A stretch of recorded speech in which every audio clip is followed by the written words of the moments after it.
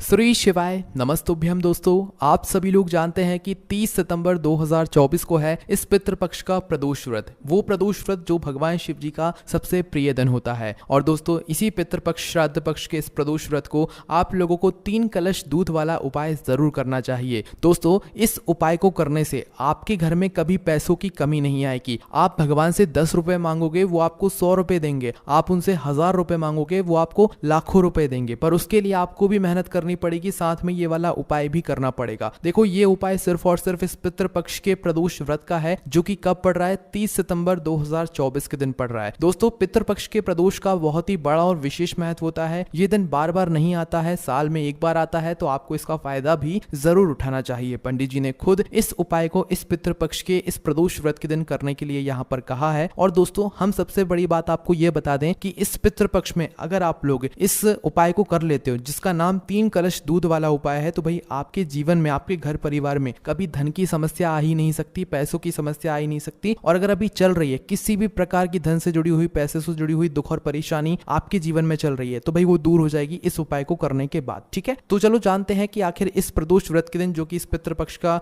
श्राद्ध पक्ष का बड़ा विशेष प्रदोष व्रत उपाय है, भाई इसको आपको कैसे करना है। तो देखो, सबसे पहली चीज तो आपको उपाय के नाम में एक चीज समझ आ गई होगी, 3 कलश दूध वाला उपाय। तो इसमें आप लोगों को 3 कलश दूध की यहाँ पर आवश्यकता पड़ने वाली है। तो सबसे पहले हमें यह जानना पड़ेगा कि इस उपाय को आखिर घर में से करना किस सदस्य को है, किस समय करना है, क्योंकि प्रदोष व्रत का भी एक उत्तम समय होता है जिस समय सभी कार्य और उपाय किए जाते हैं, है ना। तो सबसे पहली चीज दोस्तों, ये वाला जो उपाय है, ये घर के सभी सदस्यों को नहीं करना है। घर में से एक जो बड़ा सदस्य होगा वही इस उपाय को करेगा। विशेष रूप से घर की जो बड़ी माताएं बहनें होंगी, उन्हीं को ये वाला उपाय करना है। मतलब कोई भी एक माता बहन को, अगर माता बहनें उपस्थित ना हो, तो फिर घर का जो बड़ा सदस्य हो, चाहे फिर वो पुरुष ही क्यों ना हो, वो भी इस वाले उपाय को कर सकता है और अपने पूरे घर परिवार को इस उपाय को करने का फल दे सकता है। ठीक है, तो इसलिए ध्यान से सुनिए कि आपको इस उपाय में करना कैसे है। तो देखिए, इसके बाद में दोस्तों, ये वाला जो उपाय है, इसको करने का एक निश्चित समय है। प्रदोष व्रत के दिन का आप सभी लोग जानते हैं, एक समय होता है भगवान शिव जी की पूजन अर्चना का, जो कि होता है प्रदोष काल का समय, मतलब कि शाम का समय, जो कि शाम के 6 बजे से लेकर 7 बजे के बीच का होता है। अगर आप लोग इस उपाय को कर रहे हो, तो भाई आपको शाम की 6 बजे से लेकर शाम के 7 बजे के बीच बीच में करना पड़ेगा। और अगर आप थोड़ा बहुत लेट भी हो जाते हो, तो शाम 7 बजे से लेकर रात 8 बजे के बीच में भी आप ये उपाय कर सकते हो। कोई दिक्कत वाली बात नहीं, और आपको उपाय को करने का फल भी यहाँ पर मिल जाएगा। ठीक है, तो सबसे पहले दोस्तों, अब हम समझते हैं कि इस उपाय में आखिर आपको करना कैसे है, इस उपाय को करने की विधि क्या है। देखिए, सबसे पहले चीज 3 कलश दूध। अब 3 कलश दूध को हमें समझने की जरूरत है कि ये हमें कैसे लेना है। पहली बात तो शुद्धता का ध्यान रखिएगा उपाय को करते समय, क्योंकि शाम के समय आप स्नान नहीं करेंगे, पर हाथ मुंह धोकर ही उपाय की सारी तैयारी कीजिएगा और उपाय कीजिएगा। ठीक है, देखिए, सबसे पहली चीज हमें यहाँ पर 3 कलश दूध यहाँ पर लेना पड़ेगा। 3 कलश कहने का मतलब क्या है? पंडित जी ने क्या हमें कलश लेने को बोला है या हमें क्या लेना है? देखो, पंडित जी ने यहाँ पर यह बोला हुआ है कि आप 3 ऐसे पात्र ले लो जो कि स्टील के हों। 3 मतलब लोटा अगर आपके पास है, या छोटे छोटे से कुछ लोटे हैं जिनके अंदर आप लोग दूध भर सकते हो, तो वो लेना चाहो तो वो ले सकते हो।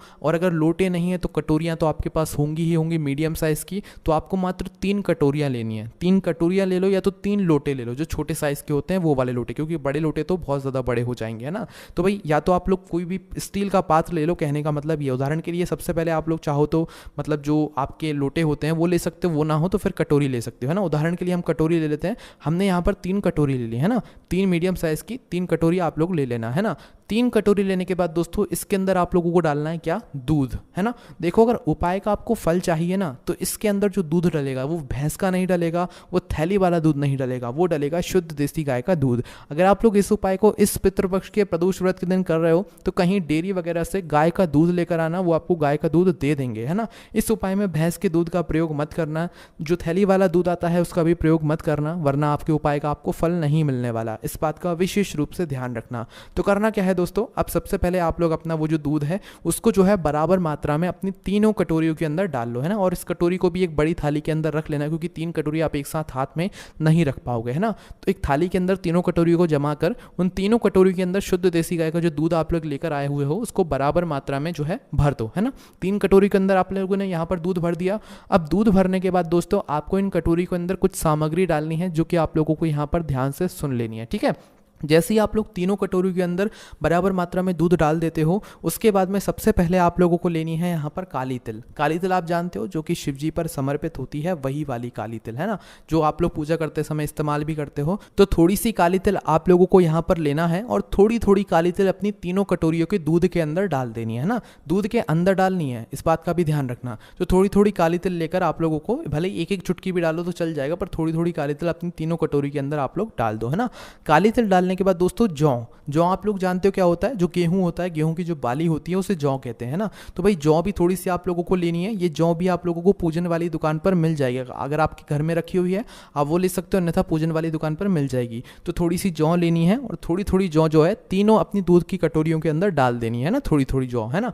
उसके बाद में दोस्तों अगली जो चीज़ है दोस्तों वो है डाब। डाब कहने का मतलब है कि कुसा, है ना। कुसा एक दूर्वा का ही रूप होता है, आप लोगों ने देखी होगी, अगर आपको नहीं पता है तो अपने घर में किसी से पूछ लीजिएगा। आपको यहाँ पर लेनी है थोड़ी सी डाब, है ना, डाब कह लो या कुसा कह लो, थोड़ी सी वो भी लेनी है और वो भी इसी दूध के अंदर डाल देनी है। डाल दिया आपने, तो आपने क्या किया, सबसे पहले एक कटोरी ली, 3 कटोरियां ली, उनमें तीनों मात्रा में मतलब बराबर मात्रा में गाय का दूध डाला।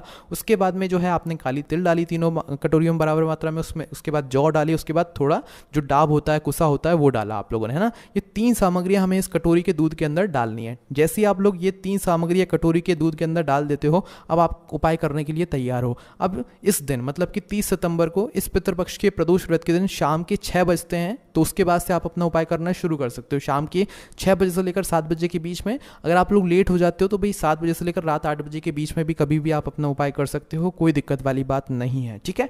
तो करना क्या है दोस्तों, अब ये जो आपका उपाय की 3 कटोरियां हैं जिनके अंदर आपने दूध भर के ये सामग्री डाली हुई है, इसको एक थाली में आप लोग रख लो और थाली को उठा लो, है ना।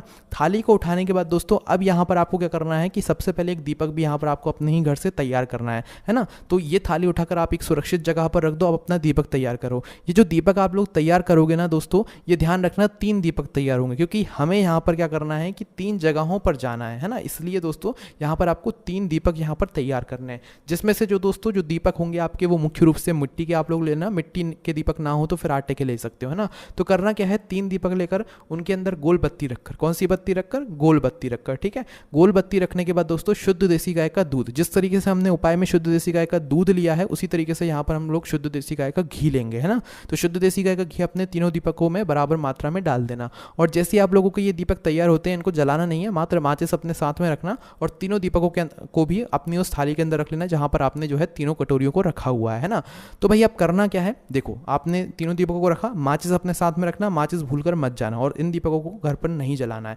अब ये थाली जैसे ही आपकी तैयार हो जाती है तो 3 स्थान सबसे पहले सुन लो जहाँ पर आपको जाकर जो है इनका जो है मतलब जो भी हमने आपको मतलब ये पूरी विधि बताई है ये करना है। तो सबसे पहला जो वृक्ष है, क्योंकि 3 वृक्षों के नीचे जाकर आप लोगों को ये वाला उपाय करना पड़ेगा, जो कि है सबसे पहला पीपल का वृक्ष। पीपल का बड़ा वृक्ष होना चाहिए जहां पर जाकर आप लोग अपना उपाय करो। दूसरा जो है वो है यहाँ पर बड़ का वृक्ष, मतलब बट वृक्ष जो आप कहते हो भाई, वो वाला पेड़ है ना। और तीसरा जो पेड़ है दोस्तों वृक्ष है वो है बेलपत्री का वृक्ष। तो आपने 3 वृक्षों के नाम सुने, पीपल का पेड़, बड़ का पेड़ और बेलपत्री का पेड़। तो ये तीनों वृक्षों के नीचे जाकर आप लोगों का ये वाला उपाय होगा, किसी एक वृक्ष के नीचे जाकर नहीं होगा, इस बात का ध्यान रखना। अगर आपके घर के आसपास या थोड़ी बहुत दूर भी ये वृक्ष है ना, तो आपको वहीं पर जाकर उपाय करना पड़ेगा। तो अपनी इस थाली को उठाना जिसके अंदर आपने 3 कटोरियों का दूध और जो 3 दीपक हैं वो तैयार करके रखे हुए हैं, इसको उठाकर सबसे पहले पहुंच जाना अपने घर के पास में जो भी बड़ा वाला पीपल का पेड़ हो वहां पर। पीपल के पेड़ के नीचे पहुंचने के बाद दोस्तों क्या करना है, सबसे पहले वहां पर बैठना है। अपना जो दीपक है, बैठ गए आप लोग, बैठने के बाद अपने जो 3 दीपक हैं उन 3 दीपकों में से कोई भी एक दीपक जला लो, ठीक है। एक दीपक अपनी माचिस से जलाने के बाद सबसे पहले उस दीपक को उस पीपल के पेड़ के नीचे रख दो।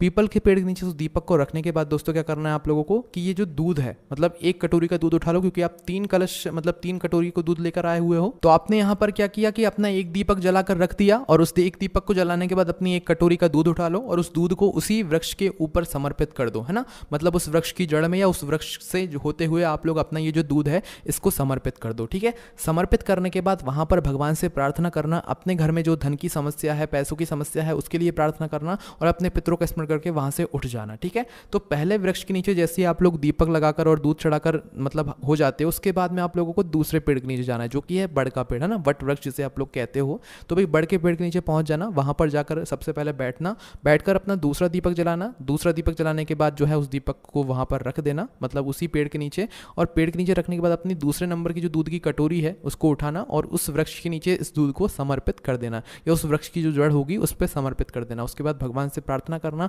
अपने पितरों से प्रार्थना करना, उनसे निवेदन करना, ठीक है। उसके बाद वहाँ पर से भी उठ जाना और तीसरे पेड़ के नीचे पहुँचना, जो कि होगा बेलपत्री का पेड़, है ना। बेलपत्री के पेड़ के नीचे पहुँचने के बाद दोस्तों सबसे पहले आप लोगों को वहाँ पर जाकर भी बैठना है, अपना दीपक जलाना है, उस दीपक को बेलपत्री के पेड़ के नीचे रखना है और उसके बाद में अपना जो तीसरा और आखिरी जो कटोरी आपकी है दूध की, उसको जो है बेलपत्री के पेड़ के नीचे आपको चढ़ा देना है, ठीक है। चढ़ाने के बाद जो है भगवान से प्रार्थना ज़रूर करना, अपने घर में धन से जुड़ी हुई, पैसों से जुड़ी हुई समस्या के लिए, और भगवान से जो भी अपनी मनोकामना है वो भी आप चाहो तो बोल सकते हो। और अपने पितरों का भी स्मरण उस जगह पर ज़रूर करना और बस आप लोग वहाँ से उठकर अपने घर पर आ सकते हो। यहाँ पर ये वाला उपाय जो है वो पूरा हो जाता है। इस उपाय को दोस्तों आपको करना शाम के समय प्रदोष काल में ही है, इस बात का ध्यान रखना। ये वाला उपाय सुबह के समय नहीं होगा। मुख्य रूप से कोशिश करना 30 सितंबर के दिन इस पितृपक्ष, श्राद्ध पक्ष, प्रदोष व्रत को आप लोग शाम 6 बजे से लेकर शाम 7 बजे के बीच में ये वाला उपाय कर लो और इस उपाय का यहाँ पर फल ले लो, ठीक है। बाकी दोस्तों ये वाला उपाय आपको हमारी वेबसाइट भोलेनाथभक्ति.com पर भी पढ़ने के लिए मिल जाएगा। इस उपाय को करते समय अगर आपको कोई भी समस्या परेशानी आती है तो हमसे कमेंट करके पूछ सकते हैं। ओम नमः शिवाय, जय बोले बाबा श्री शिवाय,